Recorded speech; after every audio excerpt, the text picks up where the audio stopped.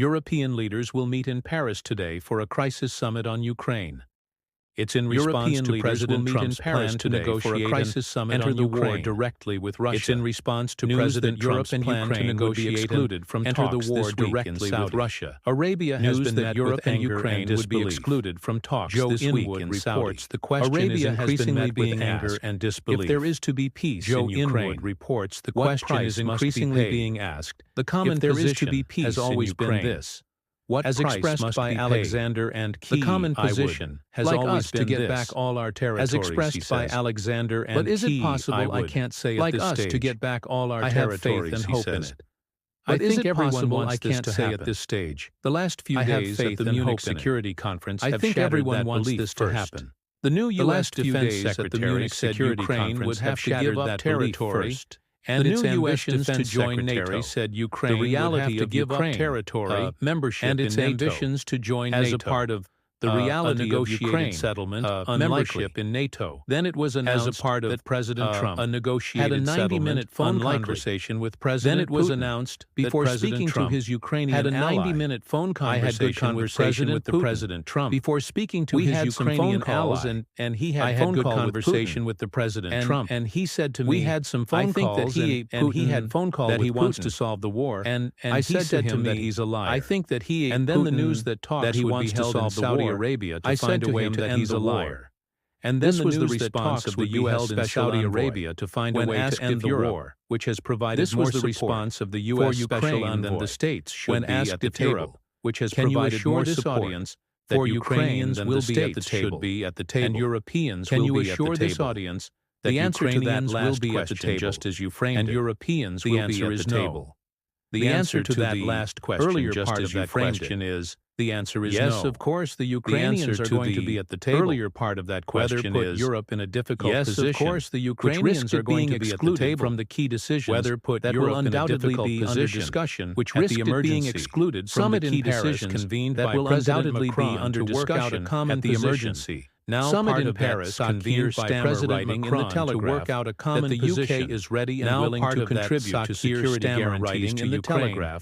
By putting our own troops and willing to contribute to security guarantees to Ukraine. I do not take that lightly, by putting our own troops on the ready. But any role in helping to guarantee Ukraine's security, I do not take that lightly, is helping to guarantee the security of our continent, helping to guarantee the security of this country. Is helping to guarantee the security of our continent, the UAE, and the security which is offered to eventually host peace President talks. Zelensky has now arrived in the UAE for the coming days, which is offered to eventually host peace talks. Joe Inwood, the key question for the coming days, our Europe editor Tater Adler is in Paris. Joe Inwood, BBC She told us more about what's at stake our at the European leaders meeting. Adler is in Paris. Leaders coming here to Paris. She told us more about what's at stake at the European leaders to send a clear message to Donald Trump to Paris that they are united and indispensable as a voice to send a clear message to Donald Trump. To do that by getting the ball rolling on indispensable as a voice on Ukraine. Demanded by Donald Trump to do that by getting the ball rolling on its own major issues. And number two, that Donald Trump troops to Ukraine spends more on its own eventual ceasefire. And number two, that Europe sends troops to Ukraine is end the only leader coming to Paris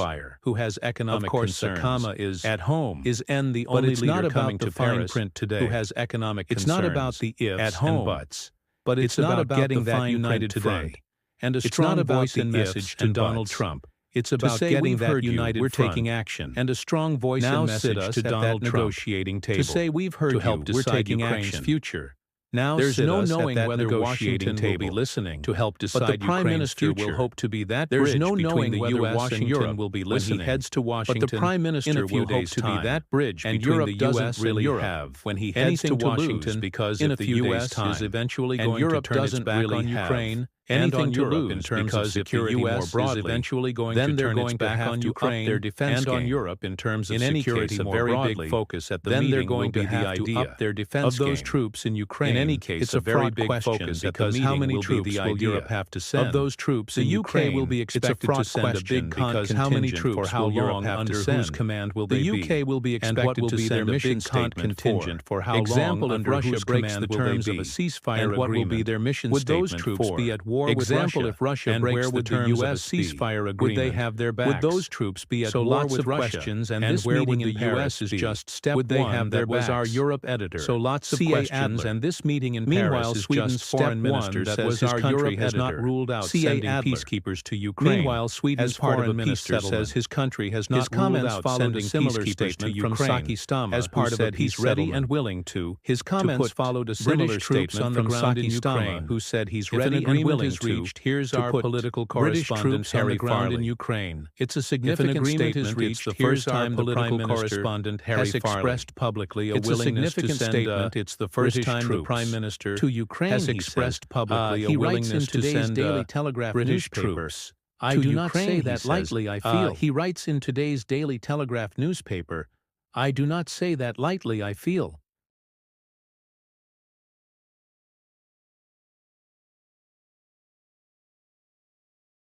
Very deeply the responsibility that comes with potentially putting British servicemen and women in harm's way. But he argues that any role in helping to guarantee Ukraine security is helping to guarantee the security of Europe and the security of this country. He writes, There are questions for how this would work. We heard from a former NATO Secretary General at the end of last week, saying that any force to guarantee a peace deal would need to be around 100.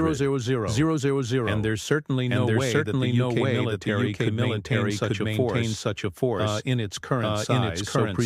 So presumably, this would be with a coalition of other European countries. All questions to be discussed and addressed by European leaders who are meeting today in Paris for an emergency summit. And it comes after statements from the White House and US officials over the last few days indicating that the US focus is now not on European security, and the European countries must step up to guarantee their own security. Our Paris correspondent Andrew Harding is following the European leaders meeting. So what do you know about what's on the agenda? The French just sort of playing things down at the moment. Saying this is not a formal summit. It's an informal meeting of concerned European leaders from NATO, from the European Union, and from France, Germany, Poland, and other countries. There is no formal agenda. There will be no communique. But clearly there is deep concern here not just about long-term issues regarding increasing spending on defense budgets, and also better integrating Europe's armaments industry stream, but focusing right now on what's going on between Washington and Moscow, and making sure that Europe is at that table. If peace negotiations, serious negotiations do go ahead, not just Europe, but Ukraine itself. You heard there. Harry talking about Saki ST's potential commitment of troops to any future peacekeeping force. Well, the French have already a year ago. Emmanuel Macron was talking about committing French troops. That caused some consternation. Other countries here, like Germany, are really far off that sort of commitment. Poland may be more interested. And I think Keir Starmer are hoping to act as a sort of catalyst to nudge more European countries towards making that kind of commitment quickly. Partly in order to remind Donald Trump that Europe is at the table, it has a big stake. It is the major contributor of arms and humanitarian support to Ukraine already, and it cannot and should not be sidelined. This is an informal gathering, Andrew. But do you get the sense that European countries have been caught off guard? U.S.'s moves in recent days, I think they've been caught off guard, shocked and angered by the speed and the ferocity of some of the American comments, and they now need to pick through the last week and work out what his rhetoric. His comments designed for an American audience, and what was said more privately to European leaders that they can hopefully take more seriously, and that, as they've sometimes put it, America is still talking behind the scenes about being a serious ally, a serious partner. But clearly they've been rattled here by the vehement of comments, particularly by the Vice President of the United States, who's really questioned European democracy and questioned the relationship, the nature of the future relationship between America and Europe by UKK News.